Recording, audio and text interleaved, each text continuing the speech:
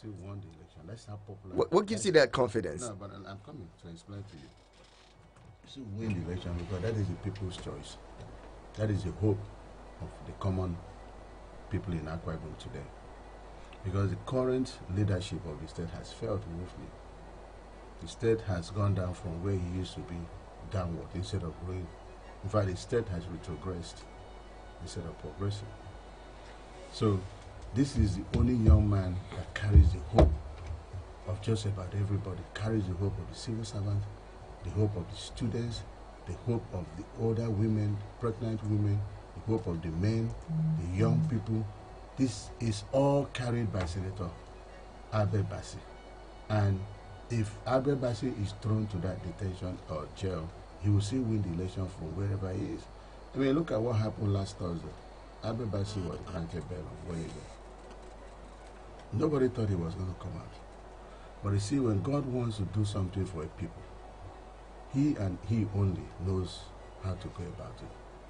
Never in the history of this country, very rare, that somebody was convicted for 42 years.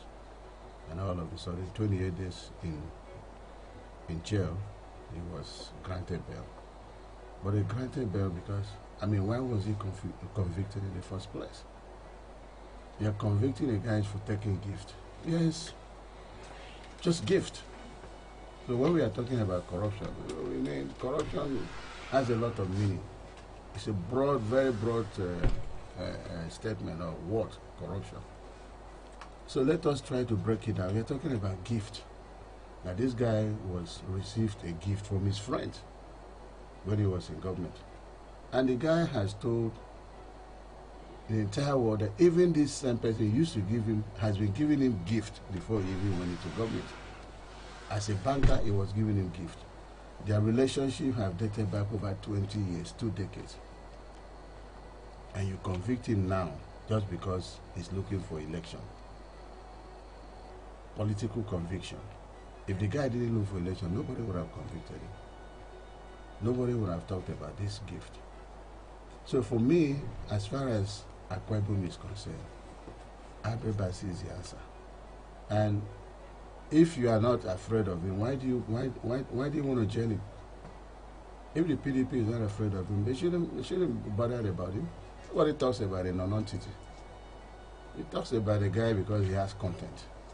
And that's why they're trying to do whatever they're doing. But you see, God Almighty, that have answered or that have listened to the cries and prayers of average Akwa Ibomite, the young people, the old people, the women, the youth, God Almighty that have listened to their collective cries will surprise the people that think that made them, that become small gods.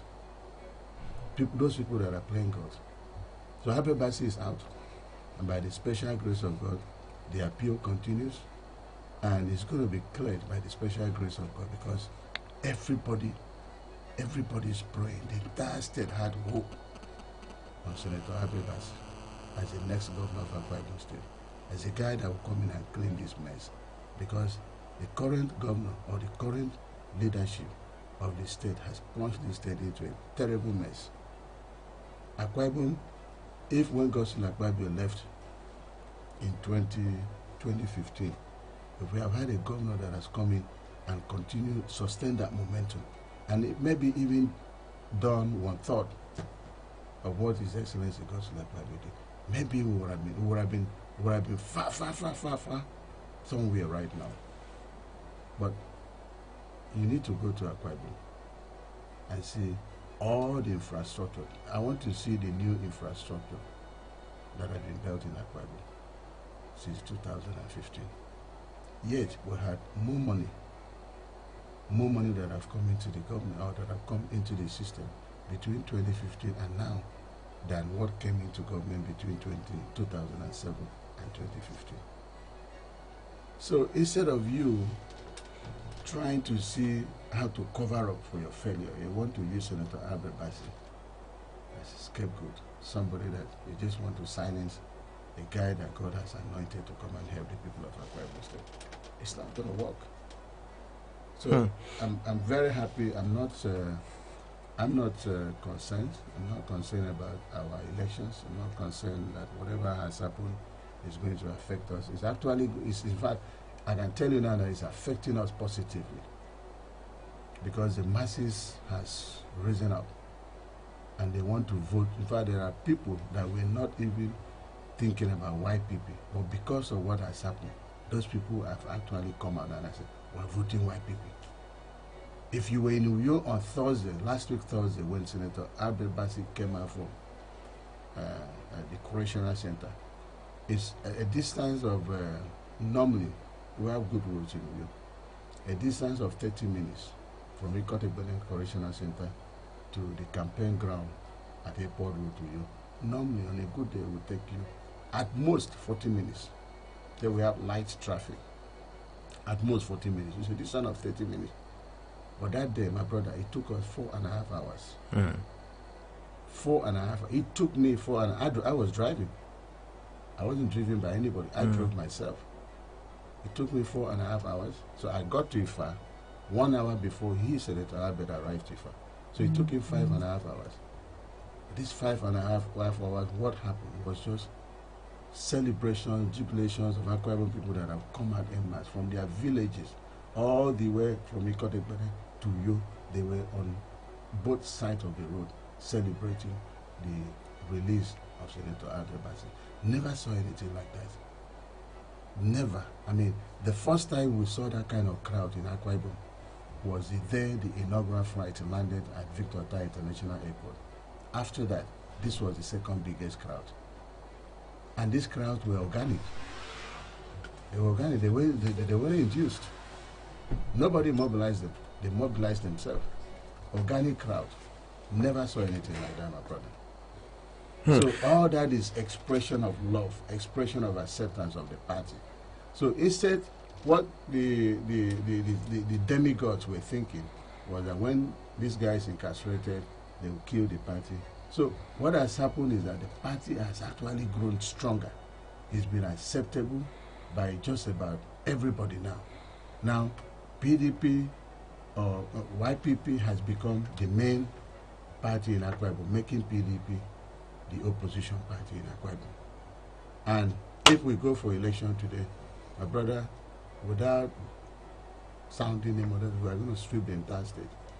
You know, you mentioned earlier that Governor Udom Emmanuel of Akwa Ibom State has brought the state to ruins and brought the state from its glory down. But then, if you're one of those who follows, the policy and follows governance, you would understand that the people who celebrate Governor Udom Emmanuel on his projects, road projects in Akwa Ibom State and the likes, if you say he's brought the state to ruins, these are people from your state who also appreciate the work that he has done. Now, looking at that and looking at the fact that Idi Amin was appreciated. That's a very mean one. That's a very mean one. But then looking at the fact that Akwa Ibom State has a history of being a PDP state, over time, the PDP has consolidated, and in fact, the PDP is banking at the presidential level for votes on votes from Akwa Ibom State. They won't get it. What makes you think they won't get it? This is the PDP we're talking about, a party that's been in existence for over 20 years. Well, see, that's the problem politician has. That's the problem politician has. Politician lives in the past. They think in the past. They see thinking because PDP of 2015, 2007. It's not the PDP of today. Who were the people? Okay, let me put it this way. Is there any political party in Nigeria that has an ideology? No political party in this country has an ideology. The only people that have ideology are individuals, candidates of the party that have ideology. So if you are looking at PDP, because in Akwa Ibom they say PDP is a religion. Yeah, what's a religion? The white people that were driving their individual ideology that turned the state from just a pedestrian state to what everybody came to know. Now, those people, are they still in PDP? The answer is no. A lot of these people have left PDP. They have left PDP and they left with their own ideology. I was a member of the PDP. No party does anything for anybody in this country, my brother.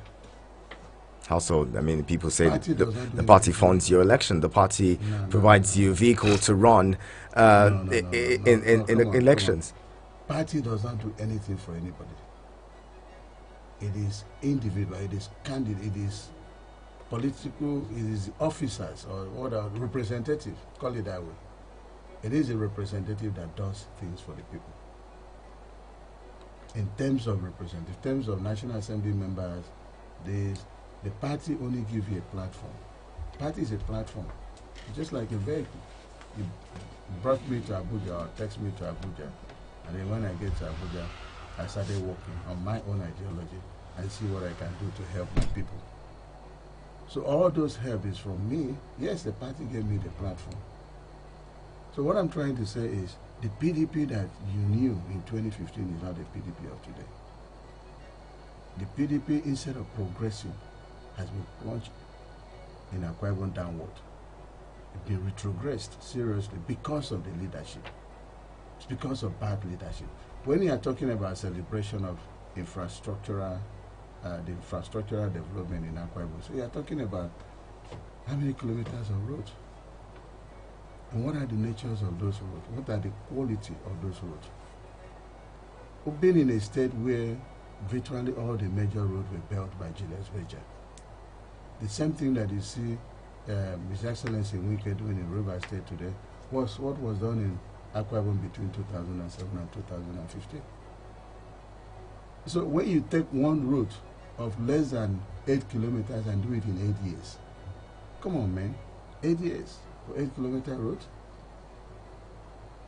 If it was done that way, man, we wouldn't have had roads. If you say 8 years for 1 kilometer road, it means that No, I said 8-kilometer road. They are doing it for 8 years or 7 years plus.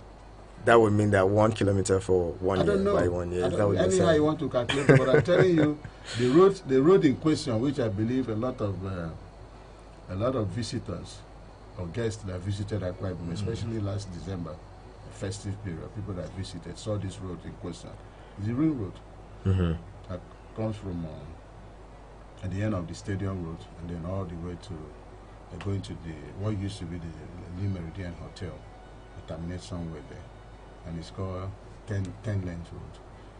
Man, that's what somebody has done for 7 years, 7 good years on one project. Who does that? No, but there were other roads commissioned and, opening up villages with road construction. Isn't that something that people appreciate? You are in Abuja, you need to come, you need to compare before and now. And so that will give you an idea to speak. You're just sitting there in Abuja seeing one road that is properly littered up and it looks beautiful. It looks like a 419 job. The conversation continues. It looks like a 419 job because let me tell you, I think it was 27 or 28 nights, December 27. And I was actually returning from Abuja, so I got into you that night. A friend of mine was at the Christmas village, so and she had asked me to pick him at the Christmas village. So I went there. And when I got to the Christmas village, the 21-story building or 21-story building that is built by this government is directly opposite the Christmas village. So what I saw there was just a clear 419 arrangement. You call it a 419 arrangement? But let me tell you why I call 419 Why? arrangement. Okay. The 21-story building is properly littered. So the light was just running like, this kind of light that was just running neon up, lights. down, up, like that. Beautiful light. Beautiful lighting that night. And then the Christmas village on this other side, beautiful lighting. So everybody that is coming from outside the state, guests, will be there in the Christmas village overlooking this 21-story building with all this light flashing like this, and one will just conclude that if you see the wonders in Akwa Ibom. But those wonders don't work. That thing has been there, that monument has been there for how many years now? Nobody has occupied that building. So That building is just every December to turn on the lights so that it will deceive people that something is working in Akwa Ibom.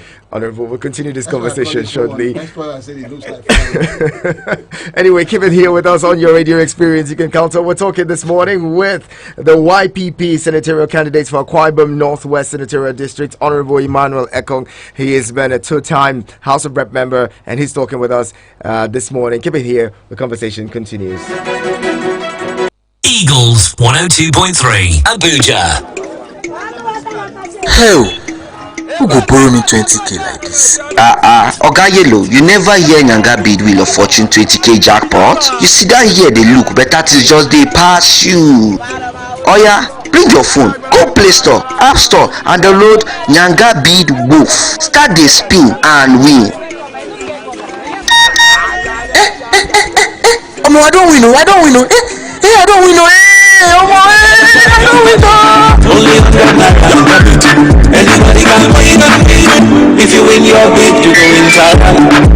Yanga Bid, Nigeria's 100 naira online market. You can connect with Eagles 102.3 FM Abuja. Log on to our website www.eaglesfm.com. Follow and engage with us now on Facebook, Twitter, TikTok at EaglesFM Abuja, Instagram at EaglesFM 1023. Download our apps on your Android and iOS stores. Eagles 102.3 FM Abuja, your radio experience you can count on. Eagles 102.3 Abuja.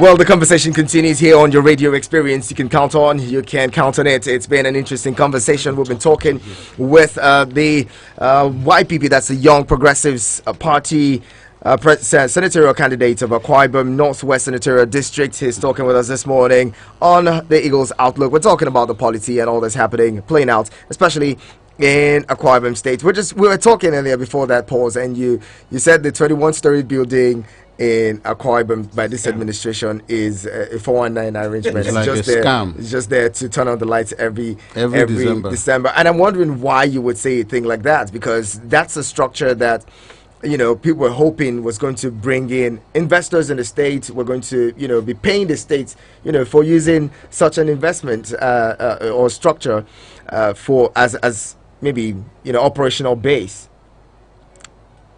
Now it hasn't happened.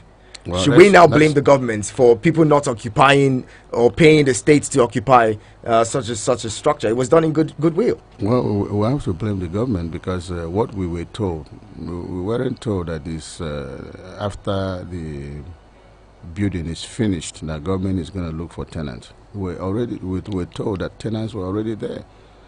That ExxonMobil is going to relocate their corporate headquarters to Akwa Ibom State.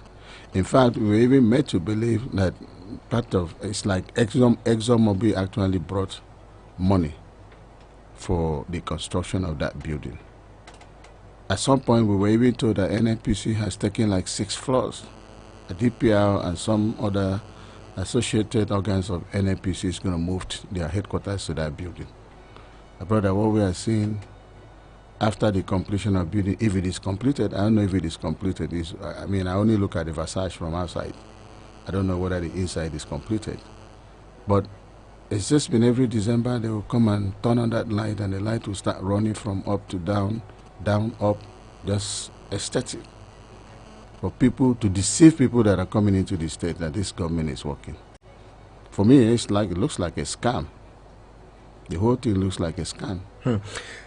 Because the things that would have been done, we have the Tropicana project just next to that project that was actually started by the past administration. The Tropicana project had a lot of facilities there, the weight park, the water parks, and all that amusement park for the children. And then it has what I would call it a 5-star or 3-star hotel that was supposed to be run by Hilton. That hotel, to a large extent, was almost completed. We were told that everything that was supposed to be used in that hotel were there in containers.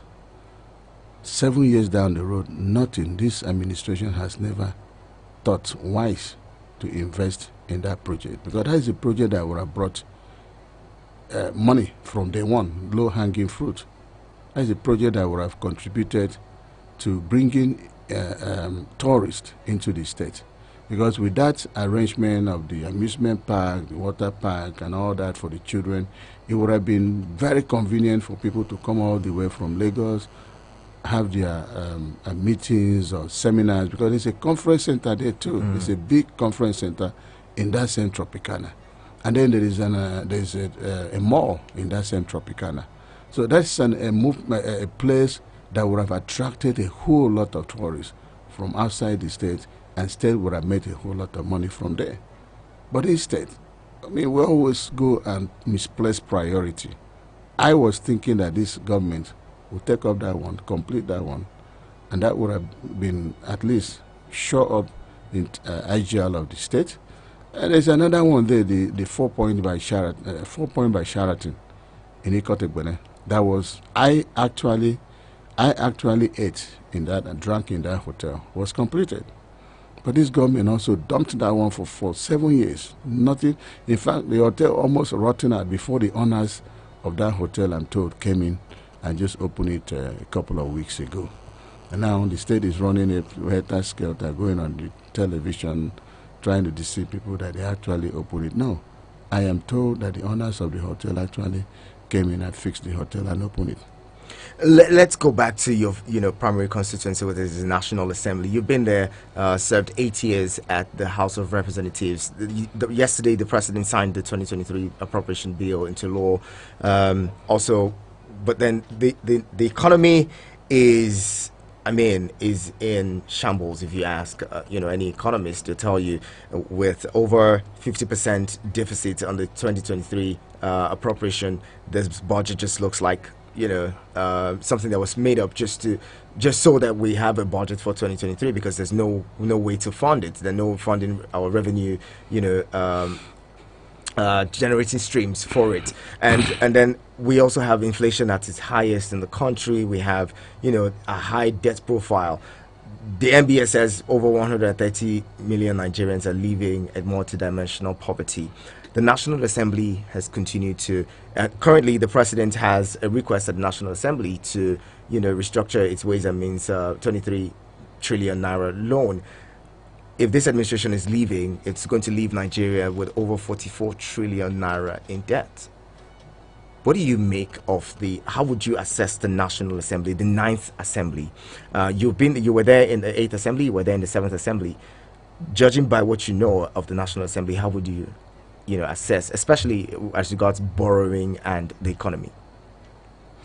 Well, for me, my brother, I'm not an economist, but as someone that has been there, someone that have worked on the Nigerian budget, someone that have served in the House of Representatives for 8 years, even though I am not, but I can speak a little that I know about what is going on in the National Assembly and what is going on in Nigeria vis-a-vis the economy of this country.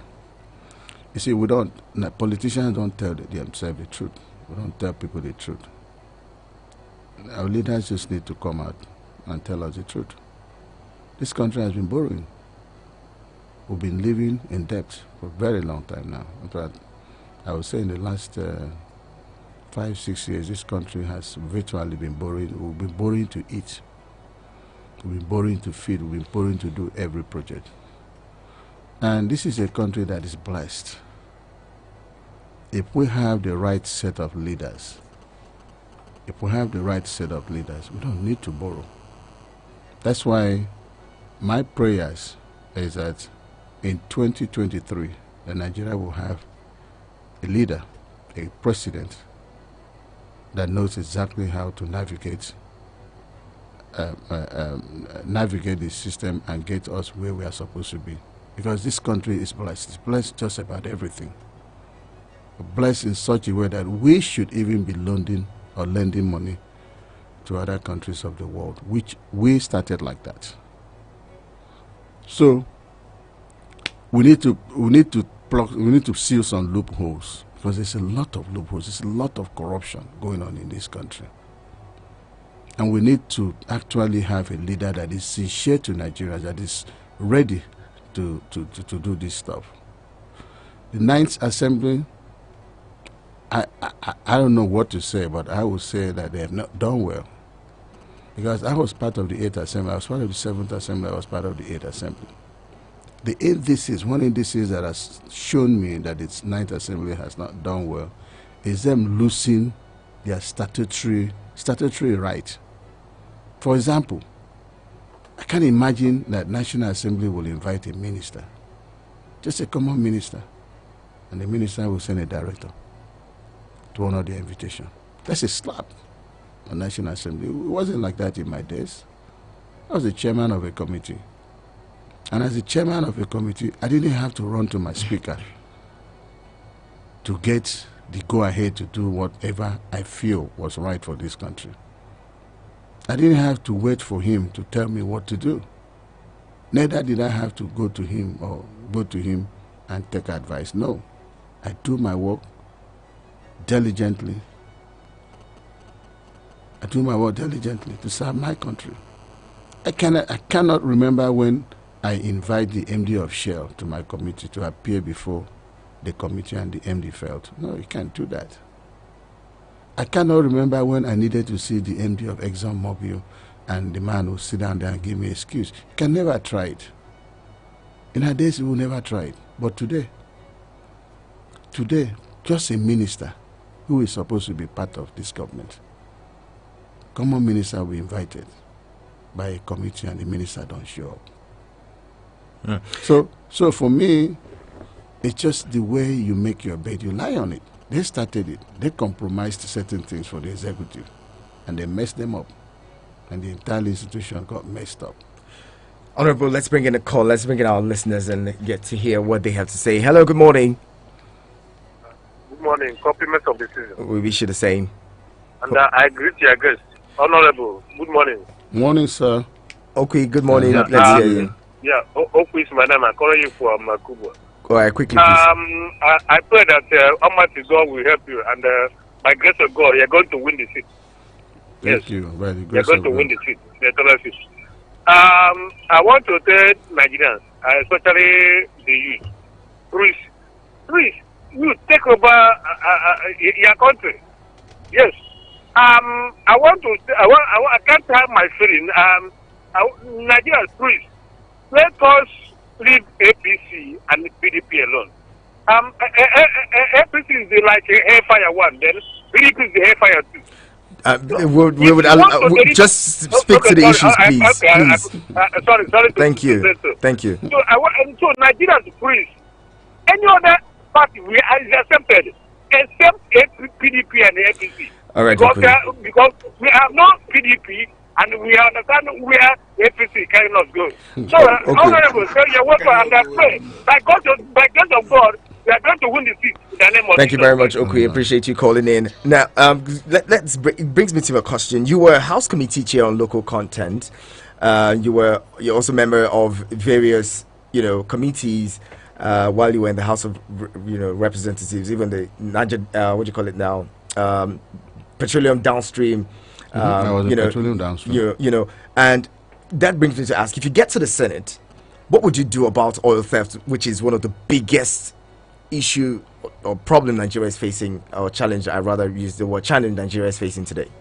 Okay, why not I start this way? Why don't I start by telling Nigerians what I'm going to do in Senate, first of all. Okay. Before the issue of oil theft. When I start that way? Okay, go ahead. Okay. Just like you rightly said, I was Chairman House Committee Local Content between 2015 and 2019. And I want to say that for anybody, that was following our activities within that 4 years window, the entire oil and gas industry had a new sheriff. They used to call me the new sheriff in town, because we made sure that we drove the implementation of that act, that local content law. And of course, the local content law we have in the country right now is just oil and gas, just within the oil and gas sector. Prior to this time, prior to when that law was signed by the then President Goodluck Ebele Jonathan, that actually saw today from yesterday. In fact, I thank him for signing that law, signing that act into law, because that law has actually